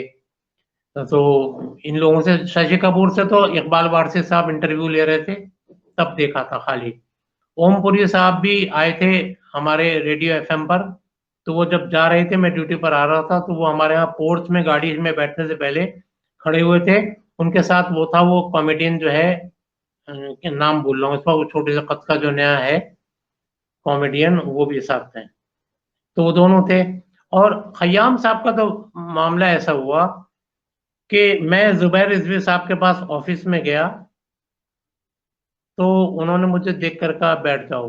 میں بیٹھ گیا ان کے سامنے کرسی پر. میرے برابر میں ایک صاحب بالکل گنجے چٹیل میدان، وہ بیٹھے ہوئے تھے. بات، زبیر صاحب اپنے کام میں مصروف ہوئے، پھر مجھ سے کہنے لگے انہیں پہچانتے ہو؟ میں نے یوں دیکھا، اور اس وقت یہ فیس بک وغیرہ گوگل تو کچھ تھا نہیں. میں نے دیکھ کر کہا سر کچھ جانی پہچانی صورت لگ رہی ہے. کہنے لگے یہ خیام ہیں، موسیقار خیام. ارے اتنا سنتے ہی ایسا کرنٹ لگا، میں نے کرسی فوراً موڑی خیام صاحب کی طرف، اور خیام صاحب سے جو بات چیت شروع کی. ان کی پھر صبح ہوگی کی موسیقی کی، شگون کی موسیقی کی، یا جب خیام صاحب آئے اس سے کچھ سال، 1-2 سال پہلے وہ ریلیز ہوئی تھی کبھی کبھی، تو کبھی کبھی کی بات چیت ہوئی. تو انہوں نے کہا میاں کبھی کبھی جو ہے شاعر کی نظموں پر آدھارت تھی، مبنی فلم تھی، اور جب یش چوپڑا یہ فلم بنا رہے تھے تو موسیقاروں نے منع کر دیا تھا کمپوزنگ کرنے کو، کہ اس فلم کی ان نظموں کی موسیقی کمپوز ہونا مشکل ہے. لیکن بطور چیلنج، میں جب میرے پاس آیا، میں نے چیلنج کے طور پر قبول کیا، اور میں نے موسیقی ترتیب دی. اور آپ دیکھ ہی رہے ہیں کہ اللہ نے میری عزت رکھی، اور عوام میں کبھی کبھی فلم کی موسیقی کافی مقبول ہوئی. اور میں نے پوچھا، میں نے کہا سر شاعر صاحب سے، اچھا میری بدنصیبی ہے کہ میں بہت سے شعراء سے ملا، لیکن میں ساحر الدیانوی صاحب سے، جو میرے سب سے فیوریٹ شاعر ہیں، ان سے نہیں مل پایا. تو میں نے کہا سر ساحر صاحب کے ساتھ بھی آپ کے تعلقات رہے ہیں، تو کیا ساحر صاحب کی کچھ شخصیت کے بارے میں بتائیں گے؟ تو کہنے لگے کہ ساحر بڑی عجیب شخصیت کے مالک تھے. جیسا بھی وہ گانا لکھ کر دیتے تھے، وہ یہ کہا کرتے تھے کہ میں ترمیم نہیں کروں گا، جو میں نے لکھ دیا وہ فائنل ہوگا، اس میں کوئی چینجنگ نہیں ہوگی. اگر کوئی پروڈیوسر یا ہیرو کہے گا یہ لفظ کر دو، وہ لفظ کر دو، میں ہرگز نہیں کروں گا، جیسا میں نے لکھ دیا ایسا ہی رہے گا. ہاں اگر میں خود بہتر سمجھوں گا کہ یہاں ترمیم، چینجنگ ضروریت ہو تو الگ بات ہے، ورنہ نہیں. اب جیسے انہوں نے مثال دی کہ تم دیکھو امیتابھ نے اپنی آواز میں شاعر کی نظم پڑھی ہے، کبھی کبھی میرے دل میں خیال آتا ہے کہ زندگی تیری زلفوں کی نرم چھاؤں میں گزرنے پاتی تو شاداب ہو بھی سکتی تھی. کہنے لگے اس میں قصہ ہے کہ نہ کوئی راہ، نہ منزل، نہ روشنی کا سراغ. بولی شاعر نے خود ٹھیک کیا. کہنے لگے فلم کے اعتبار سے، کیونکہ اصل ان کی نظمیں ہے نہ کوئی جادہ، نہ منزل، نہ روشنی کا سراغ. جادہ کو ہٹا کر شاعر نے کیا راہ. اور ایسے ہی ہے، بھٹک رہی ہے اندھیروں میں زندگی میری. تو کہنے لگے اندھیرے نہیں، اوریجنل نظمیں ہے، بھٹک رہی ہے خلاؤں میں زندگی میری. تو خلا ہٹا کے انہوں نے اندھیروں کیا. تو اس طرح اپنے آپ وہ اصلاح کرتے تھے. باقی اگر کوئی کہتا تھا اور شاعر کو یہ پتا ہے کہ یہ ٹھیک ہے تو ہرگز اصلاح نہیں کرتے تھے. اور دوسری بات یہ کہتے تھے وہ اردو میں لکھ کر دیا کرتے تھے گانے والے کو بھی. بولے اردو میں لکھوں گا، جس کو ہندی یا انگلش یا کوئی اور زبان کرنی ہے اپنے آپ پڑھ دو یا کروا لو، میں اردو میں لکھوں گا. یہ انہوں نے خیام صاحب نے مجھے بتایا تھا. اور پھر صبح ہوگی کا بھی تھوڑا سا واقعہ بتایا تھا کہ اس فلم میں شنکر جے کشن کو لینا چاہ رہے تھے. شاعر کی موسیقی شاعر کے نغمے شنکر جے کشن کی موسیقی، کیونکہ راج کپور تھے، راج کپور کے فیوریٹ تھے شنکر جے کشن. تو شاعر نے منع کر دیا اور یہ کہا کہ یہ جس ناول پر مبنی فلم ہے جس نے یہ ناول پڑھا ہوگا وہی اس کے ساتھ انصاف کر سکتا ہے، اور میں یہ چاہوں گا کیونکہ خیام نے یہ ناول پڑھ رکھا ہے کہ خیام موسیقی دیں. تو پروڈیوسر کہنے لگے کہ بھائی یہ تو فلم تو راج کپور کی ہے. انہوں نے کہا بھی راج کپور کی اگر فلم ہے، شنکر جے کشن ہے، تو آپ پھر نغمے کسی سے لکھوا لیجیے، میں تو نہیں لکھ پاؤں گا. لیکن طے یہ پھر ہوا کہ چلے خیام صاحب سے ہم 2-3 نغموں کے کمپوزیشن کراتے ہیں، راج صاحب کو سناتے ہیں. اگر راج صاحب کو پسند آ گیا تو اچھا ہے. بہرحال خیام صاحب نے 2-3 نغموں کی کمپوزیشن کی، راج کپور صاحب کو بلوایا گیا، اور راج کپور صاحب کو بلوا کر انہیں وہ خیام نے پہلی کمپوزیشن سنائی. تو راج کپور نے باقی سننے کا ہاتھ اٹھا کے منع کیا، اور سوچ میں پڑ گئے سب پریشان کہ شاید انہیں پسند نہیں آئی. اچانک وہ اٹھے اور خیام کو خیام کہتے ہیں مجھے کھینچ کر گلے سے لگا لیا. کہنے لگے کیا خوبصورت دھن آپ نے بنائی ہے، کیا عمدہ کمپوزنگ ہے، بس اب کمپوزنگ سننے کی ضرورت نہیں، آپ کام کریے. تو اس طرح پھر صبح ہوگی فلم کی کمپوزیشن خیام صاحب نے کی، اور یہ دنیا جانتی ہے اور رانا صاحب بھی جانتے ہیں کہ پھر صبح ہوگی کے نغمے کتنے لاجواب اور لازوال ہیں. جیسے وہ نغمہ ہے وہ صبح کبھی تو آئے گی، مارکتو لارا نغمہ ہے، یا ایک چھیڑ چھاڑ کا نغمہ ہے، پھر نہ کیجیے میری گستاخ نگاہی کا گلا، دیکھیے آپ نے پھر پیار سے دیکھا مجھ کو. اس طرح کے نغمے. جی اچھا عرفان صاحب، آپ کا پسندیدہ ہیرو؟ آپ کی آواز نہیں آ رہی ہے نس، مجھے پتہ نہیں کیا بات ہے. عرفان سر، آپ کا پسندیدہ ہیرو، پسندیدہ اداکار جو ہے ہمیں وہ بتائیے. دیکھیے پسندیدہ اداکار کی اگر بات کریں گے تو اس میں تو کوئی شک نہیں کہ اولہ آخرہ دلیپ کمار ہیں. لیکن جو میرا پسندیدہ اداکار تھا دور گزشتہ میں گرو دت تھے، جن پر میں انشاءاللہ کل پروگرام کروں گا. اور اس کے بعد سنجیو کمار میرا فیورٹ رہے ہیں، سنجیو کمار سے بڑھ کر کوئی نہیں تھا، پسندیدہ اداکار تھے. اور اداکاروں میں اچھا اب ذرا اس زمانے میں مشکل، مینا ایک کماری، ایک مشکل مدھو سوال. جی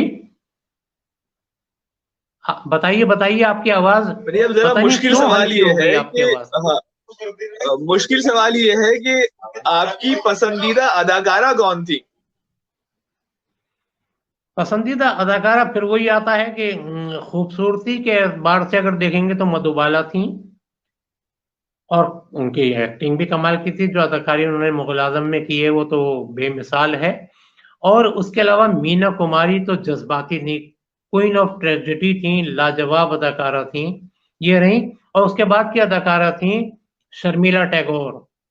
شرمیلا ٹیگور کو بہت میں پسند کرتا تھا بحیثیت اداکارہ. اور اس کے بعد شبانہ اعظمی فیورٹ رہی ہیں.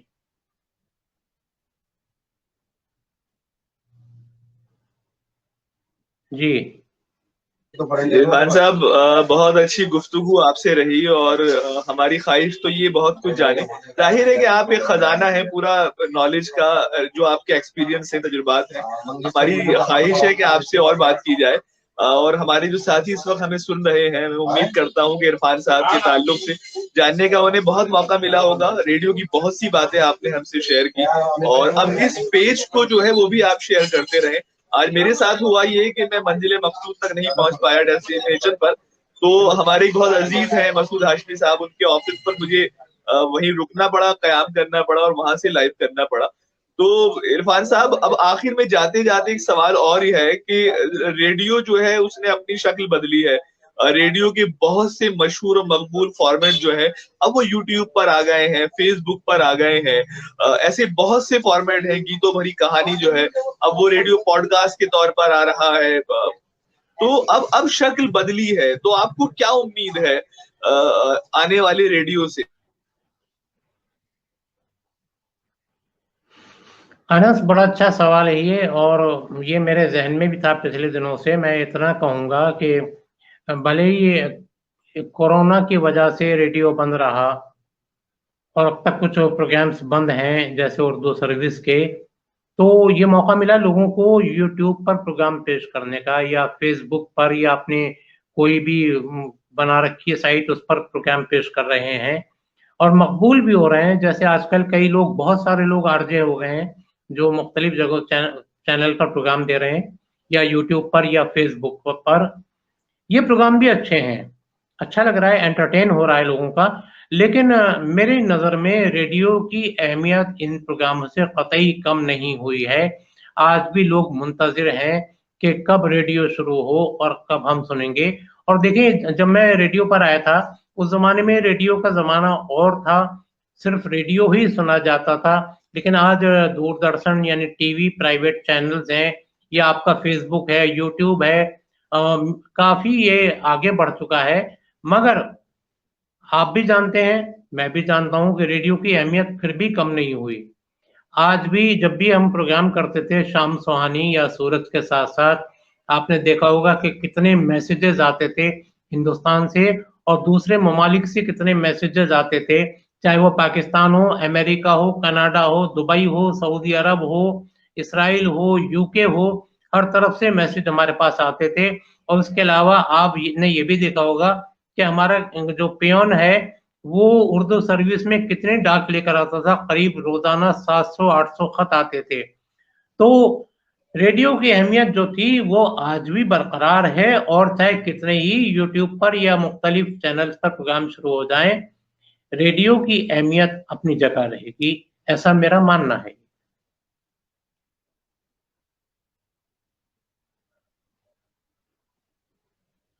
आवाज नहीं है। इरफान साहब, आपको बहुत बहुत शुक्रिया। और जाहिर है बहुत कुछ जानने को मिला आपसे, और बहुत कुछ जानने की ख्वाहिश जो है वो अब भी एक कसक बाकी रही। अब मैं अपने साथियों से मुखातिब हूँ जो इस वक्त सुन रहे हैं, देख रहे हैं। रेडियो आज भी हम सबके करीब है, हमारे दिल के करीब है। मुख्तलिफ दौर रहे रेडियो के, इब्तिदा से लेके आज तक बहुत सी शक्लें बदली, प्रोग्रामों की नौयत जो है उसमें तब्दीली आई, प्रेजेंटेशन का जो अंदाज था उसमें बहुत फर्क आया। लेकिन रेडियो आज भी मौजूद है। एक दौर था जब ये कहा जाता था टेलीविजन की आमद के बाद कि अब रेडियो खत्म हो जाएगा, लेकिन हम सब ने देखा कि टेलीविजन भी मौजूद रहा और रेडियो ने भी अपनी मौजूदगी बहुत खूबसूरत तरीके से और कामयाब तरीके से दर्ज कराई। जब कभी हमें सुकून चाहिए होता है, जब कभी हमें सुकून के लम्हात दरकार होते हैं, तो एक ही साथी हमारे साथ होता है, वो है रेडियो। जब हम रेडियो पर प्रोग्राम सुनते हैं तो ऐसा लगता है कि सिर्फ रेडियो है और हम हैं, हमारे दरमियान और कोई तीसरा नहीं है। तो ये शक्लें बदलती रहेंगी, रेडियो के फॉर्मेट बदलते रहेंगे, लेकिन रेडियो जो है, चाहे वो यूट्यूब के जरिए आप तक पहुंच रहा हो, किसी सोशल साइट के जरिए आप तक पहुंच रहा हो, रेडियो जो है वो हम सबके दिलों के करीब रहेगा। और इसी तरह मुख्तलिफ इमेजेस जो है हम सबके जहन में तश्कील देता रहेगा।